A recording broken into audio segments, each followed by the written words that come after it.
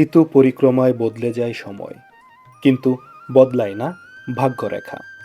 সেই অবাগা মানুষদের জীবনচিত্র নিয়েই আজকের এই গল্প।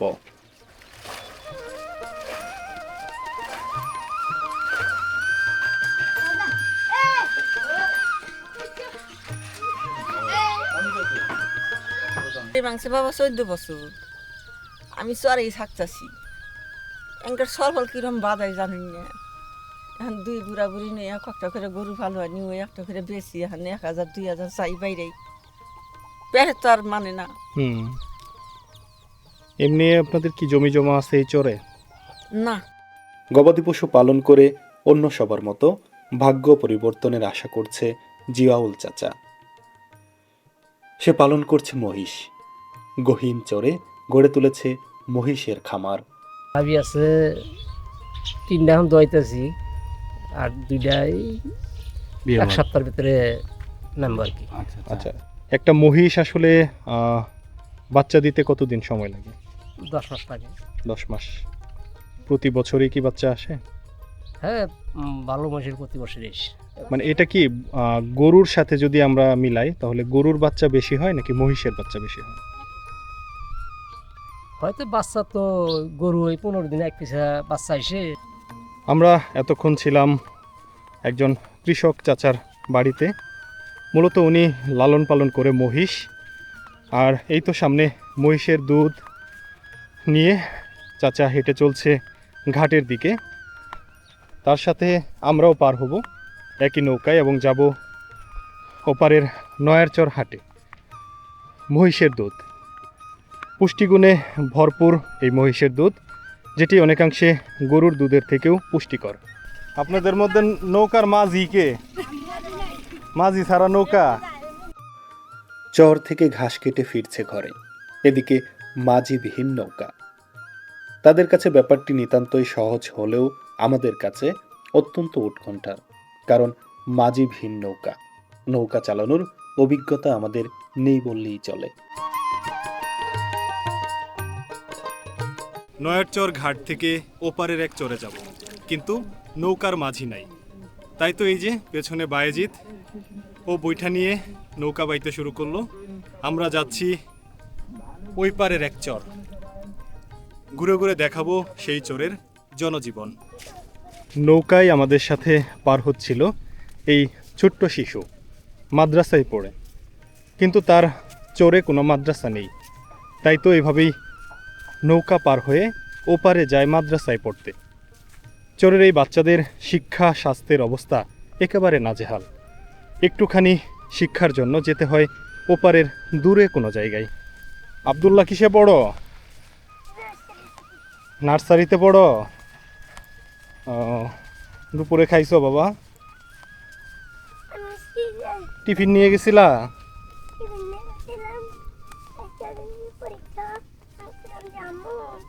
পরীক্ষা ছিল না?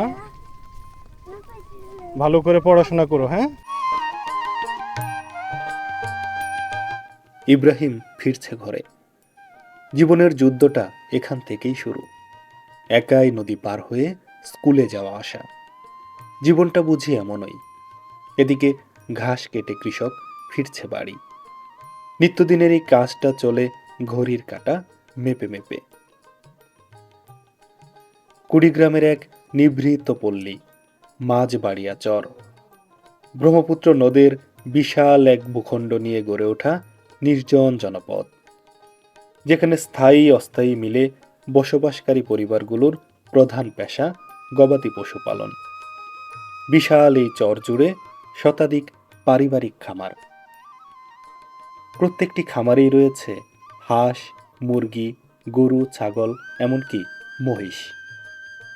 বিশাল এই চর জুড়ে বিচরণ করে গবাদি পশুগুলো। আজকের এই ভিডিওতে আমরা দেখব গবাদি পশু পালন। একই সাথে দেখব নির্জন এই গহীন চরে কিভাবে গবাদি পশু পালন করে টিকে আছে পরিবারগুলো। একই সাথে দেখব ডাকাতের ভয়।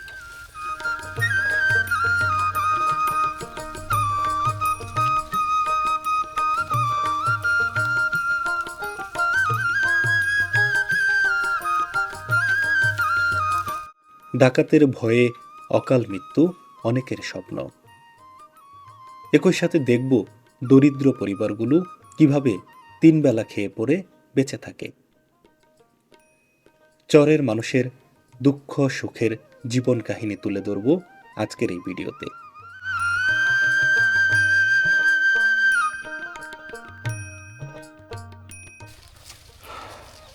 গহীন চরের বাড়ি, এটাকে বাড়ির পাশাপাশি পারিবারিক খামার বললেও ভুল হবে না। দেখুন, চরের এই বাড়িটিতে একপাশে গবাদি পশু রাখা, এপাশেও গবাদি পশু, আউরি ঘরে পানি এবং ভুট্টার গাছগুলো দেওয়া, যেগুলো গবাদি পশু খাচ্ছে। এবং যদি একটু এপাশে দেখাই তাহলে এই যে মুরগি বাচ্চা সহ ঘোরাঘুরি করছে, এপাশে অনেকগুলো ছাগল। আর এই তো আরেকটু সামনে হচ্ছে হাঁস, রাজহাঁস। এটি ছাড়াও ঘরের ভেতরে আরও কয়েকটি হাঁস রয়েছে। মোটামুটি সম্মিলিত একটি কৃষি খামার।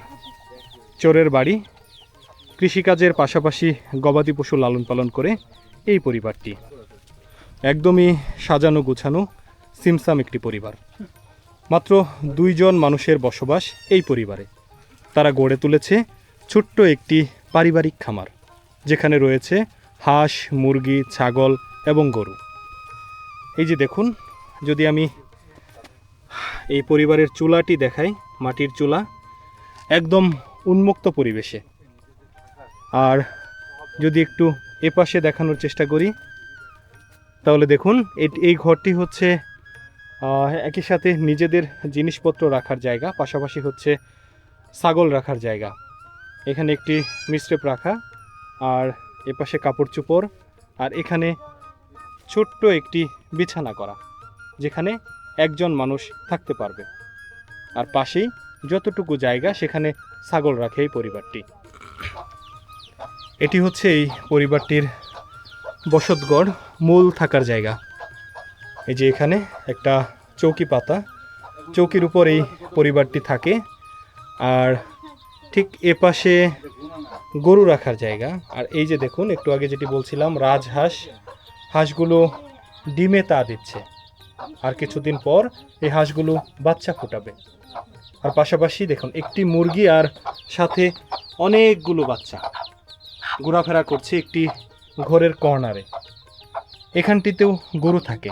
মূলত এই পরিবারটিতে যেহেতু সব ধরনের গবাদি পশু রয়েছে, সেই ক্ষেত্রে এই পরিবারটিতে থাকার জায়গা বাদে বাকি সবটুকু জায়গায় গবাদি পশু।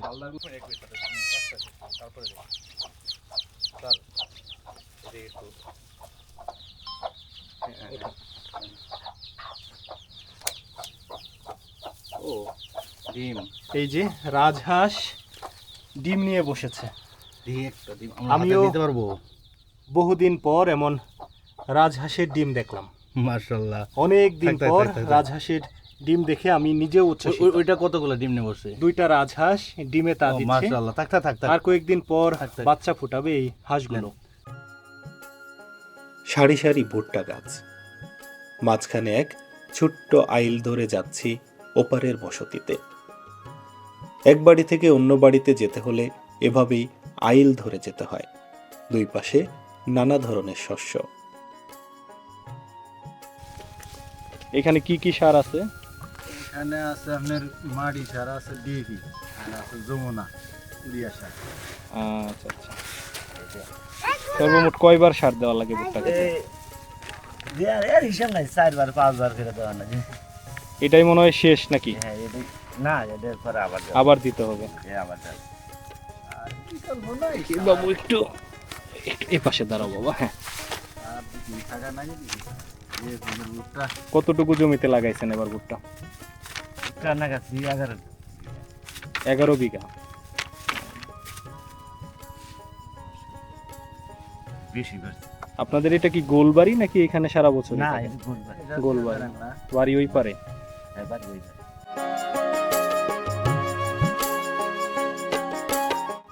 এটি একটি ভাওয়ার বাড়ি, যেটিকে চরের মানুষেরা গোল বাড়িও বলে থাকে।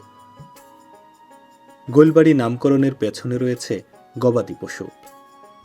গবাদি পশুকে যে ঘরে রাখা হয় তাকে বলা হয় গোল বা গোয়াল ঘর। সেই গোলের আশেপাশে যে মানুষেরা বসবাস করে সেটি গোলবাড়ি। এই বাড়িটিও তেমনি। নাম কি তোমার? কি নাম বাবু? নাম কি তোমার? মনে নেই?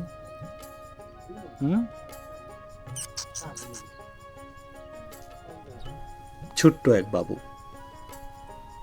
খেলনার উপকরণ একদমই সাদামাটা, প্রাকৃতিক জিনিস, ভুট্টার ফুল, যেটি দেখতেই কত ভালো লাগছে।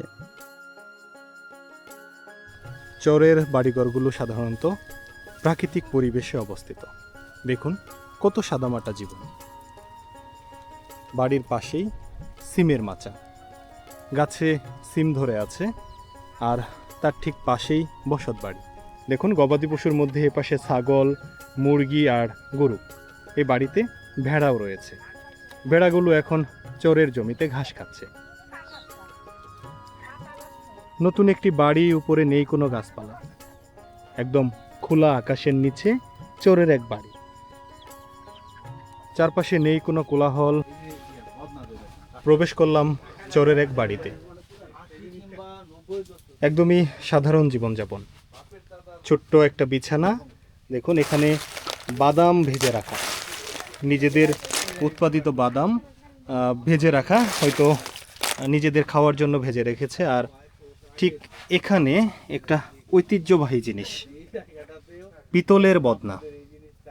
পিতলের বদনার প্রচলন ছিল আজ থেকে 30-40 বছর আগে। এখন পিতলের বদনা সেভাবে দেখা যায় না, চোখেই পড়ে না। এই বাড়িতে এসে এরকমই পুরাতন এক ঐতিহ্য চোখে পড়লো, যা দেখে সত্যি মুগ্ধ হলাম। এই পাশে রাখা নিজেদের ব্যবহার্য বিভিন্ন জিনিসপত্র, আর সামনে সারের বস্তা কৃষি জমিতে দেওয়ার জন্য। আর ঠিক এ পাশে বিভিন্ন জিনিসপত্র, পাতিল হাঁড়ি থেকে শুরু করে একটা পরিবারের যে জিনিসগুলো লাগে সেগুলো। আর যদি একটু এদিকটাতে দেখাই তাহলে হচ্ছে এখানে একটি আয়না, একদম একটা খুঁটির সাথে লাগানো, ব্রাশ, চিরুনি, একটা ছাঁকনি। একদম সাদামাটা জীবন। নিজেদের ন্যূনতম যে চাহিদাগুলো, সেই চাহিদাগুলোর জন্য যে জিনিসগুলো লাগে সেগুলোই এখানে রাখা।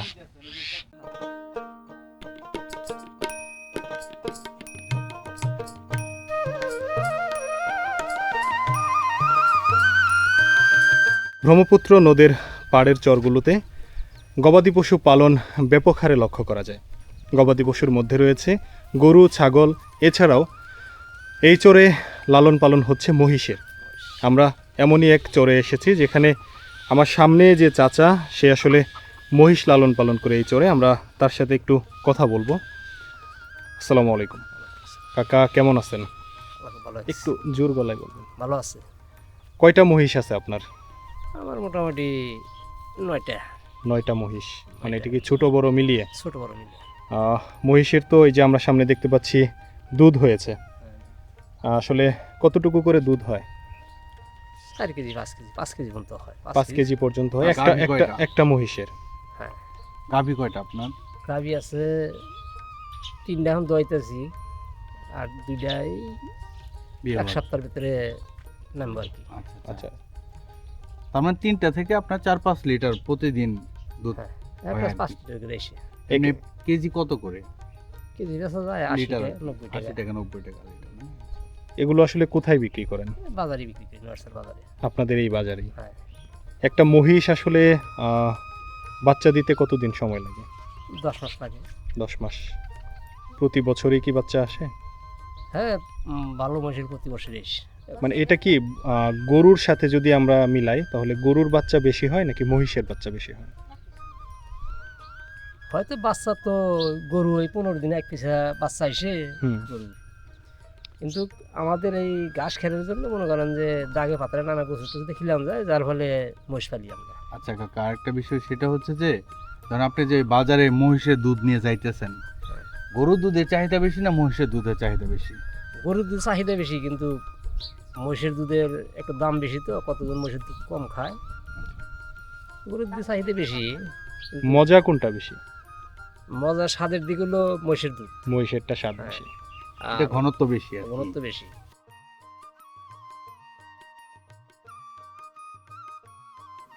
ভিডিওর শুরুতে আমরা যে জিয়াউল চাচার সাথে কথা বলছিলাম, এটি তার মহিষের খামার। উন্মুক্ত আউরিগড়ে বাঁধা মহিষ।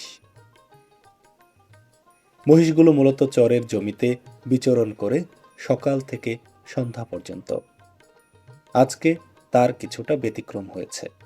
মহিষগুলো বাঁধা আউরিঘরে।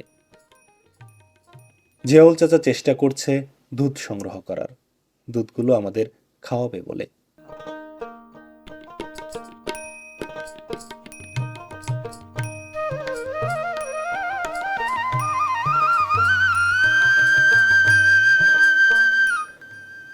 চাচা দুধ সংগ্রহের চেষ্টা করতে থাকুক। আমরা নতুন দেখে মহিষগুলো একটু নড়াচড়া করছিল, তাই তো দূরে সরে আসলাম। এর ফাঁকে আমরা একটু ঘুরে ঘুরে দেখব চাচার বসত বাড়ি। চারপাশে ফসলি জমি, ভুট্টা সহ নানা ধরনের ফসলের আবাদ হয়েছে জমিতে। মাঝখানে ছোট্ট এক বসতি। বসত বাড়িটি একদমই সাদামাটা। এখানে রাখা রান্নার বিভিন্ন জিনিসপত্র। আমরা এতক্ষণ ছিলাম একজন কৃষক চাচার বাড়িতে। মূলত উনি লালন পালন করে মহিষ, আর এই তো সামনে মহিষের দুধ নিয়ে চাচা হেঁটে চলছে ঘাটের দিকে। তার সাথে আমরাও পার হব একই নৌকায় এবং যাব ওপারের নয়ারচর হাটে। মহিষের দুধ, পুষ্টিগুণে ভরপুর এই মহিষের দুধ, যেটি অনেকাংশে গরুর দুধের থেকেও পুষ্টিকর। চাচার 3টা মহিষ থেকে প্রতিদিন দুধ পায় 15 লিটারের মতো। এগুলো স্থানীয়ভাবেই নয়ারচর বাজারে বিক্রি করে থাকে। ঠিক তেমনি কিছুক্ষণ আগে দুধ সংগ্রহ করেছে মহিষ থেকে, আর এখন যাচ্ছে বিক্রি করার উদ্দেশ্যে। প্রজাপতির চর, নামটা যত সুন্দর, চরটা যেন তার থেকেও সুন্দর। গ্রামীণ এক জনপদ। ওপাশে পাড়ি দিয়েছি যমুনা নদী। চারপাশে নদী বেষ্টিত এক জনপদ এই প্রজাপতির চর। একদম গ্রামীণ জীবনধারা। গ্রামীণ জীবনধারার সমস্ত উপসর্গ বহন করছে এই চরটি। বাড়ির একটি উঠান, উঠানে খড়ের গাদা, আর ঠিক তার পাশেই আউরি ঘর। আউরি ঘরের নিচে গবাদি পশু। চর জীবনে কৃষিকাজ আর গবাদি পশু একে অপরের সাথে সম্পর্কিত। তাই তো প্রতিটা চরের মানুষই আবাদ মৌসুমের পাশাপাশি গবাদি পশু লালন পালন করে। খুব সুন্দর সাজানো গোছানো এক চরের বাড়ি। এখানটার দুর্গম এক চর, যেখানে চিকিৎসার কোনো ছিটেফোঁটা নেই। আমরা মা চাচিদের সাথে কথা বলছিলাম, তারা বলছিল হঠাৎ করে কেউ অসুস্থ হয়ে গেলে বা প্রসব ব্যথা উঠলে তখন আসলে তাদের উপায় নেই ওপারে যাওয়ার। গভীর রাত, কিভাবে এপার থেকে ওপারে যাবে এই মানুষগুলো? তখন কি আপনারা ওই পারে যাওয়ার চেষ্টা করেন? এমন কি হয় কখনো যে কেউ চিকিৎসার অভাবে চরে মারা গেছে? কতদিন আগে মনে নেই যে সাপে কাইটা মনে নেই করছিল, হ্যাঁ। মানে ওভার নীতি নীতি মারা গেছে। সাপে কাটছে, হ্যাঁ। বিষাক্ত সাপ, বিষাক্ত। এখানেই মারা গেছে। হ্যাঁ, এখানে মারা গেছে। আমরা যেটি শুনছিলাম, কিছুদিন আগে এক ব্যক্তিকে সাপে কাটেছিল। চিকিৎসার অভাবে এপারেই মারা গেছে সে। কারণ এই দুর্গম চর থেকে ওপারে যেতে হলে একটা নৌকা লাগবে। সব সময় আসলে সেই নৌকা পাওয়াও যায় না, জমি জমা নাই। মোটামুটি গরু বাছুর নাড়াচাড়া করেই চলতেছেন আর কি। গরু কয়টা আছে? গরু আমার দুইটাই, যে দুইটা যে হয়ে হয়েছে দুইটা, আজ বাঘি আনছি। ও, বাগিটা কিভাবে, মানে বাঘি মালিকরে মনে কিভাবে করে দিবে? পাইলে যা হয় না, কিনা যেতে বেশি হয় না, তুই বাঘ করে। আচ্ছা আচ্ছা। আদি আইনে কি পোষায়? এখন শোনা কতটা আমাদের বাইরে কতটা আমাদের বাড়ায় না, টেহা পয়সা। হুম। হেরে তারপরেও তো নাড়াচাড়া করতে হয় আর কি। হ্যাঁ হ্যাঁ। কাকা কোথায় গেছে? এই যে সেইটা কাইসা কাটটা নিয়ে গেছি গরু খাওয়ার জন্য। আমরা শুনছিলাম এক এলা কি দিম বাবা, বাবা দুঃখী নিয়ে মানুষের বাবা। গল্প। দুইজন মানুষ এই দুর্গম চরে বসবাস করছে। নিজেদের নেই কোনো জমি জমা, গরু বাছুর হাঁস মুরগি নাড়াচাড়া করে যতটুকু আসে তাতেই চলে এই পরিবারটি। দুর্গম এই চরে দুইজন মানুষ বসবাস করছে। জীবন কতটা কষ্টের, কতটা সংগ্রামের হলে দুজন মানুষ এভাবে চরে থাকতে পারে তা আসলে আমরা ভেবে পাই না। আমরা চাই এই চরাঞ্চলের মানুষের ভাগ্যের উন্নয়ন হোক, এই চরাঞ্চলগুলোতে সরকারের নজর পড়ুক, এখানে সুযোগ সুবিধা বৃদ্ধি করা হোক। এই চরগুলোতে যেমন প্রয়োজন শিক্ষার ব্যবস্থার, তেমনি প্রয়োজন স্বাস্থ্যের, একই সাথে বিদ্যুতেরও প্রয়োজন এই চরগুলোতে। দুর্গম এই চরে যখন সন্ধ্যা নামে তখন ধু ধু অন্ধকার হয়ে যায় চরের এই বাড়িগুলো। সেই মুহূর্তে সবথেকে বেশি দরকার বিদ্যুৎ। এতক্ষণ ছিলাম কুড়িগ্রামের মাঝবাড়িয়া চরে, যার অবস্থান কুড়িগ্রাম জেলার রাজীবপুর উপজেলায়। মূলত এই চরটি গড়ে উঠেছে গবাদি পশু লালন পালনকে কেন্দ্র করে। প্রত্যেকটি পরিবারই যেন এক একটি খামার, প্রতিটা মানুষই গবাদি পশু লালন পালন করে। শুধু গরু আর মহিষেই সীমাবদ্ধ নয়, এই চরে লালন পালন হয় হাঁস, মুরগি, ভেড়া সহ নানা ধরনের গবাদি পশু। প্রিয় বন্ধুরা, আজকের মতো বিদায় নিচ্ছি। দেখা হবে নতুন কোনো ভিডিওতে। সে পর্যন্ত সকলে ভালো থাকবেন, সুস্থ থাকবেন। আল্লাহ হাফেজ।